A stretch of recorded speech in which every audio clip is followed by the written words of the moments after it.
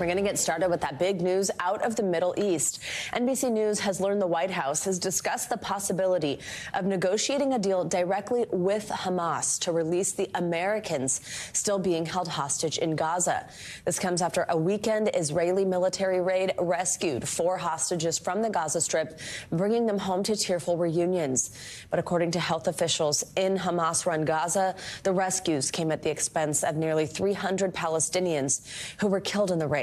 NBC News international correspondent Raf Sanchez is in Israel with the latest. Hey there. Within an hour of being rescued in the heart of central Gaza, those 4 Israeli hostages were flown to this hospital.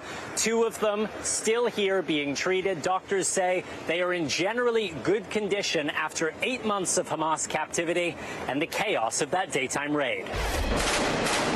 This morning, dramatic new video and details of that Israeli military operation in Gaza that brought home 4 hostages. Almog Merjan, Shlomi Ziv, and Andrei Kozlov, who fell to his knees at the sight of his mother. While Noah Argamani telling Israel's president, "I'm so happy to be here." Noah's screams heard around the world as she was kidnapped on October 7th. 245 days later, the IDF says it stormed 2 apartments, finding the male hostages in one and Noah in the other, giving the code words, "We have the diamonds." But the IDF tells NBC News a vehicle carrying hostages broke down in an intense gun battle, forcing a transfer to a different car.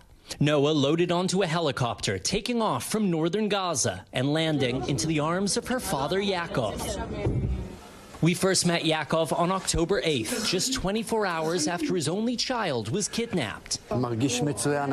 This weekend, he told us, "I'm feeling wonderful."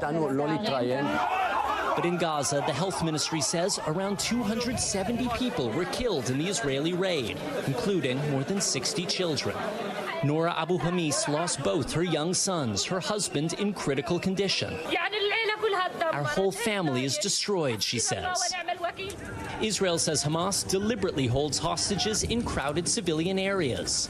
And just a day after the raid, Israel's war cabinet breaking apart. Centrist Minister Benny Gantz resigning, accusing Benjamin Netanyahu of playing politics with the war and calling for new elections.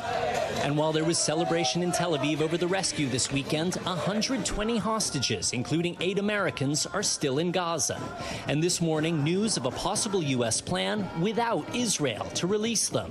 U.S. officials tell NBC News the Biden administration has discussed potentially negotiating a unilateral deal with Hamas. Thanks for watching. Stay updated about breaking news and top stories on the NBC News app or follow us on social media.